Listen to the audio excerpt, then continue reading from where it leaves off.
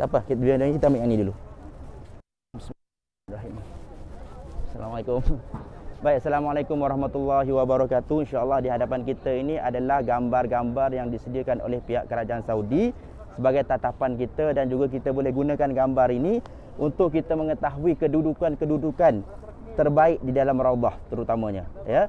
Dan sekarang ni bahagian raudhah, alhamdulillah, orang perempuan sudah berpeluang untuk mendapat tempat-tempat penting dalam raudhah. Raudhah sendiri itu sendiri ada tempat yang penting, tetapi dalam raudhah itu terdapat tempat-tempat yang sangat mustajab doa dan sangat dituntut untuk kita solat padanya. Okey. Jadi sebelum tu saya perkenalkan dulu Allahu Akbar, kawasan berziarah kepada baginda Nabi sallallahu alaihi wasallam bagi orang muslimin. Jadi orang muslimin dia akan masuk daripada pintu Marwan ataupun pintu Babus Salam. Okey, untuk bagi salam kepada Rasulullah dipanggil pintu Marwan dulu kerana di situ rumah Saidina Marwan. Tapi lebih dikenali pintu itu sebagai pintu pintu Babus Salam, tempat orang datang bagi salam. Dulu sini orang solat jemaah sekali. Tapi sekarang ni kawasan ini sudah tidak dibenarkan untuk solat jemaah. Ya, semua imam pun semua masuk dalam raudhah. Jadi had raudhah itu ada had solat jemaah. Okey. Jadi bila kita masuk, orang lelaki dia akan jumpa satu lubang yang besar. Ini dia lubangnya. Yang mana atas ni ada tulis Muhammad Rasulullah. Ya, ni Muhammad Rasulullah. Jadi kawasan ini, lubang ini sangat bertentangan dengan kepala baginda Nabi SAW. Jadi kita bagi salam dari sini. Assalamualaikum ya Rasulullah. Assalamualaikum ya Habibullah. Assalamualaikum ya Nabiullah. Assalamualaikum ya khairul khalqillah. Ya, secara ringkas tu. Kemudian kita bergerak ke sisi kanannya, ada satu lubang kecil, kita nampak nama atas Abu Bakar. Sayyidina Abu Bakar yang juga dikebumikan di sini. Okey. Kemudian diikuti oleh sahabat yang kedua adalah Sayyidina Umar Al-Khattab. Ya. Jadi lokasi makam baginda Nabi SAW ini sebenarnya adalah sebuah rumah asalnya, iaitu rumah Sayyidina Aisyah radhiyallahu taala anha, ummul mukminin kita. Ya. Rumah Sayyidina Aisyah asalnya berdekatan dengan pintu masuk belah pintu bakek, ya, dekat dengan pintu bakek sekarang ini. Dan pada saat kewafatan baginda Nabi SAW, Sayyidina Aisyah adalah isteri yang bertanggungjawab merawat Rasulullah di saat Rasulullah sedang sakit, ya. Dan pada saat itu selepas Rasulullah mengalami sakit yang tenat, maka Rasulullah SAW pun Allah ambil dia untuk kembali di sisi Allah, dan wafatlah Rasulullah pada hari Isnin, setengah pendapat mengatakan begitu. Dan pada saat itu Rasulullah wafat di dalam rumah Sayyidina Aisyah radhiyallahu taala anha. Maka ketika Rasulullah sudah wafat, berlaku sedikit perselisihan pendapat di kalangan para sahabat di mana nak dikebumikan jasad mulia baginda Nabi sallallahu alaihi wasallam. Ya, ada sebahagian sahabat yang ajak bawa ke Mekah sebab Rasulullah asal dari Mekah. Ada sebahagian sahabat mengatakan, ayo kita tanam saja Rasulullah di baket kerana Rasulullah sudah buat baket sebagai perkuburan muslim. Ya, ada setengah orang mengatakan kita bawa Rasulullah pergi ke negeri Syam kerana di Syam ada tempat ramainya para nabi dan para rasul dikebumikan di situ. Ya, dan hari itu adalah hari yang sangat menyedihkan sehingga Sayyidina Umar Al-Khattab menghunuskan pedangnya mengatakan kepada sahabat-sahabat yang lain, siapa yang berani mengatakan Rasulullah sudah pun wafat, maka aku penggal lehernya. Ya, pada saat itu Sayyidina Abu Bakar belum sampai lagi. Ya, dan bila Sayyidina Abu Bakar sampai, Sayyidina Abu Bakar masuk tengok dalam rumah dan sudah pastikan Rasulullah benar-benar wafat, maka Sayyidina Abu Bakar keluar. Dan Sayyidina Abu Bakar menegur semua orang sahabat-sahabat yang ada dengan membaca satu firman Allah, sesungguhnya Muhammad itu sesungguhnya Rasul dengan menyebut sesungguhnya siapa yang menyembah Muhammad, sesungguhnya Muhammad sudah pun wafat, dan siapa yang menyembah Allah Subhanahu wa taala, sesungguhnya Allah Maha hidup. Ya. Ya. Dan satu firman Allah Subhanahu wa taala, mafhum dari firman ini, sesungguhnya Muhammad itu atau Rasulullah itu adalah salah satu daripada rasul-rasul yang mana sebelumnya telah diutuskan rasul-rasul yang lain. Yang mafhum daripada ayat tersebut. Maka nak bagi tahu, nak tegur kepada orang muslimin, jangan anggap Rasulullah ni seolah-olah tak akan mati. Ya, sebelum Rasulullah dah ada rasul lain dah, dan mereka juga mati. Dan Rasulullah juga sama seperti mereka akan mati dan kembali ke sisi Allah Subhanahu wa taala, kerana Rasulullah adalah manusia seperti kita.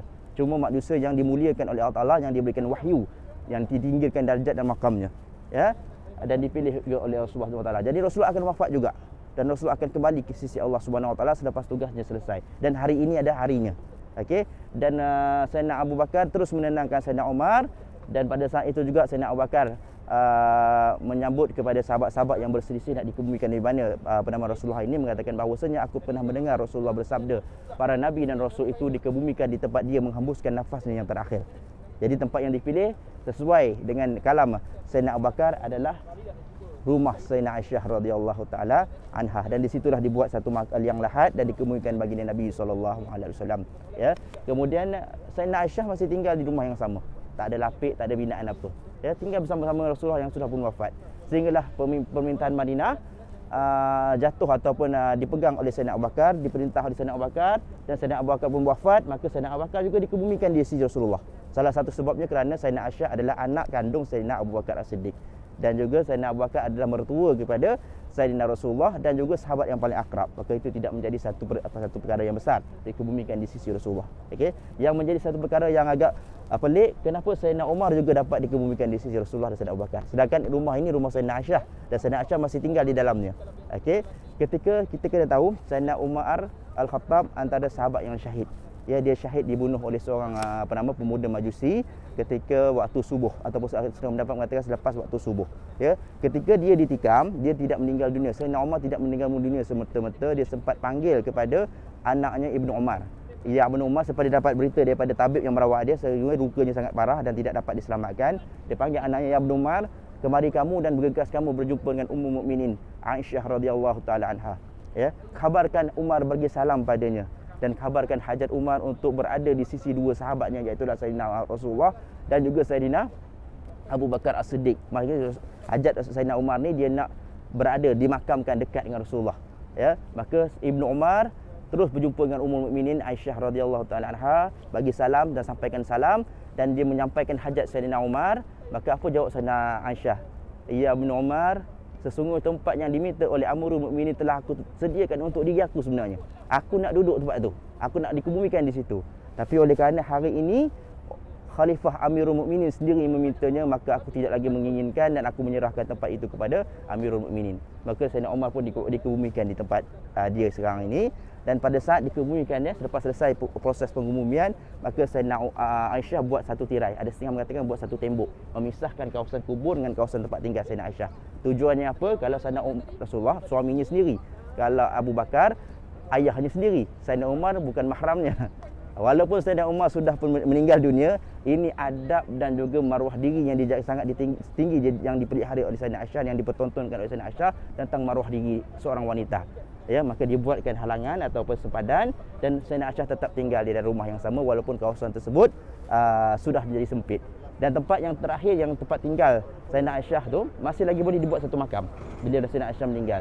Dan tempat itu pernah ditawarkan kepada Sayyidina Aisyah sendiri, juga pernah ditawarkan kepada Sayyidina Abdurrahman bin Auf, juga pernah ditawarkan kepada Sayyidina Uthman bin Affan. Ketiga-tiga mereka ini menolak untuk dikebumikan di sini, bukan kerana tak suka dikebumikan, tapi kerana merasa tidak layak. Tidak layak untuk tinggal bersama dengan Rasulullah, dan tidak layak untuk tinggal bersama dengan Sayyidina Abu Bakar dan juga Umar. Maka Sayyidina Abdullah bin Salam, salah seorang daripada sahabat Rasulullah, mengatakan, seketika aku masih dalam agama lama aku, di dalam kitab Taurat, kata Sayyidina Abdullah bin Salam, dia orang Yahudi daripada Mesir yang masuk Islam. Okey, aku membaca bahawasanya Taurat ada menceritakan berkenaan dengan sifat-sifat baginda Nabi SAW, dan sesungguhnya Isa ibnu Maryam akan dikebumikan di sisi baginda Nabi SAW. Mana tempat yang terakhir ni, ada riwayat mengatakan tempat itu disediakan untuk Nabi Isa AS. Cuma akan berlakukah begitu, wallahu alam, itu pendapat daripada Abdullah bin Salam radhiyallahu taala anhu. Itu belum berlaku akhir zaman, Nabi Isa pun tak turun lagi. Ya, dan tempat ini sampai sekarang masih kosong lagi. Ya, wallahu taala alam. Saya habis ringkas satu ya. Okey.